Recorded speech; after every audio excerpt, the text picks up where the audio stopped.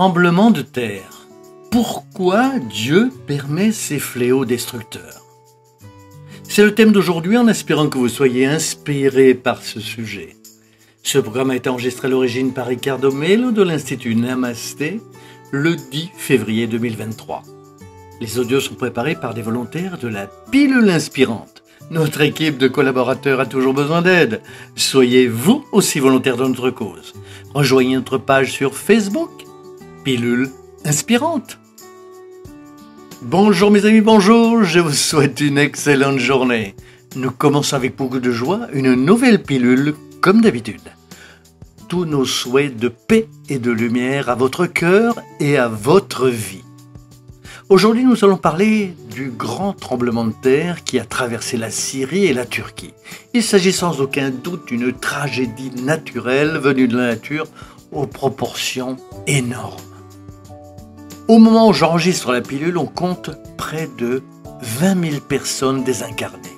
Je veux dire qu'il s'agit d'une énorme désincarnation collective, sans compter le nombre encore énorme de personnes disparues sous les décombres.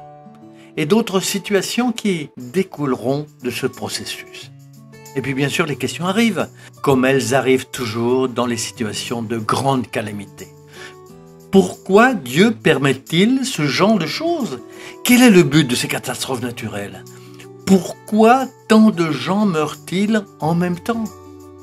Cela fait beaucoup de questions à ce sujet. Espérons que je ne serai pas maladroit ici dans la pilule si courte de parler de quelque chose d'aussi important. Mais passons au chapitre 5 du livre des esprits dans sa 3e partie.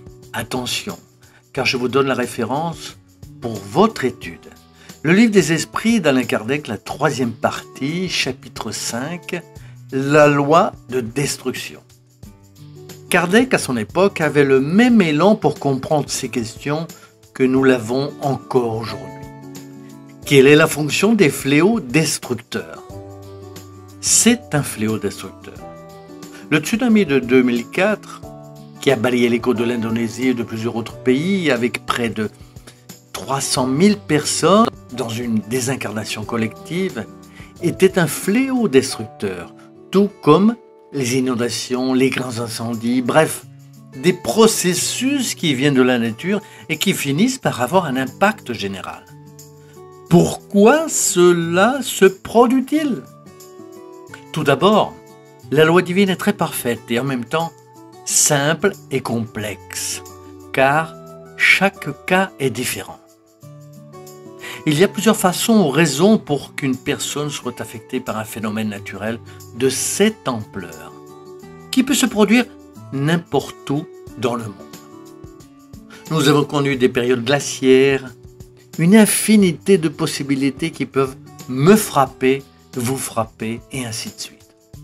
Le premier point est qu'il s'agit d'une épreuve, littéralement d'une situation probatoire, surtout pour les blessés et les personnes qui vont perdre certains parents dans la désincarnation, qui vont faire l'expérience de travailler sur leur capacité de résignation ainsi que sur leur capacité de dépassement de soi, de passer par un processus de grande maturité.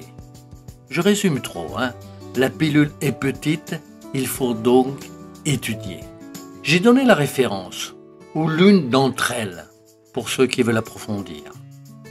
Le deuxième point est que nous voyons un processus d'exercice de la compassion parce que lorsque ces fléaux surviennent, l'humanité s'unit et souvent l'esprit de compassion qui naît de notre désir de nous aider les uns les autres minimisera l'impact de la négativité qui, malheureusement, les guerres provoquent, que les combats provoquent, que la violence et l'intolérance provoquent. En réalité, si nous nous arrêtons pour y réfléchir, le monde entier parle aujourd'hui de cette région. Il est donc impossible de ne pas se réveiller, de ne pas avoir la compassion pour cette situation tragique qui s'est produite. Bon ou mauvais, c'est un sentiment positif au milieu d'une situation naturellement difficile et négative, d'un point de vue terrestre. Nous avons l'expiation qui est un grand nombre de personnes que Pour une raison ou une autre, la providence divine réunit. Et pour cela, il ne faut pas un jour, mais une existence ou deux pour vivre certaines des incarnations collectives. Parce qu'il y a un besoin de l'esprit.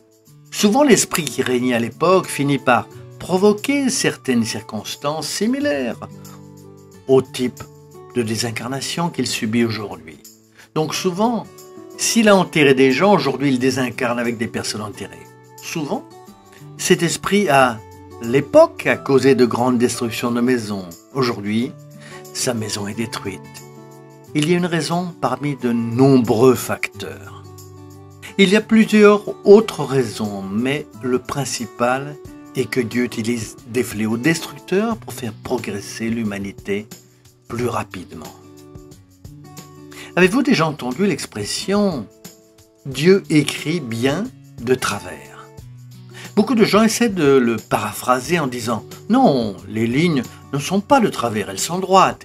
Dieu écrit sur des lignes droites. » Sans philosopher, nous comprenons l'essence de la phrase si nous appliquons ce que les nobles esprits nous montrent.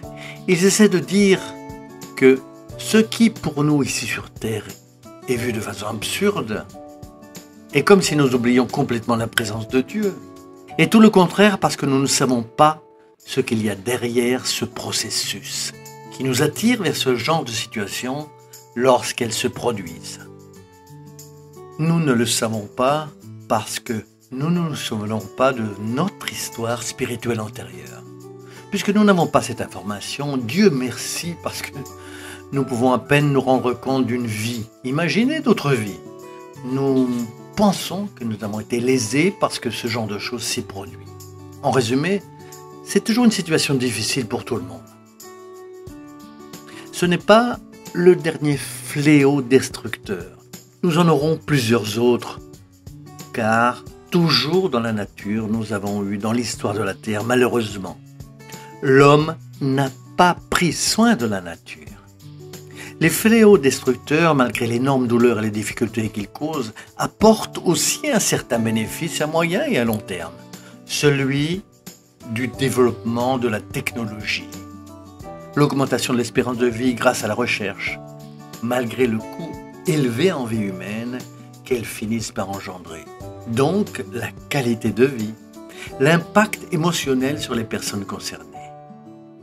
Il ne reste donc plus à ceux qui sont ici à distance qu'à prier et à vibrer beaucoup pour les désincarnés et pour les esprits qui y travaillent actuellement. La désincarnation collective est trop difficile pour accueillir tous ces nouveaux esprits. Ce n'est pas une tâche simple. Prions pour ces esprits, prions pour ceux qui se désincarnent, demandons à Dieu pour tous ceux qui auront à vivre cette expérience de leur mémoire et dans leur cœur. De nombreuses personnes ont entendu ces pilules dans différents pays et aident financièrement, mais certains sont proches. Que Dieu vous bénisse pour votre aide directe et nous qui sommes un peu plus loin ici, nous continuerons à vibrer dans l'amour et le soutien divin, dans cette aide qui semble d'abord indirecte mais qui fait aussi une grande différence. Que Dieu vous bénisse tous. Beaucoup de lumière et de paix, pardonnez-moi, c'est un résumé puisque c'est un sujet très profond et la pilule est trop courte pour parler de quelque chose d'aussi important. Étudiez le livre des esprits entre autres. À bientôt, à très bientôt mes amis. Croyez-moi, la loi divine ne se trompe pas. À bientôt.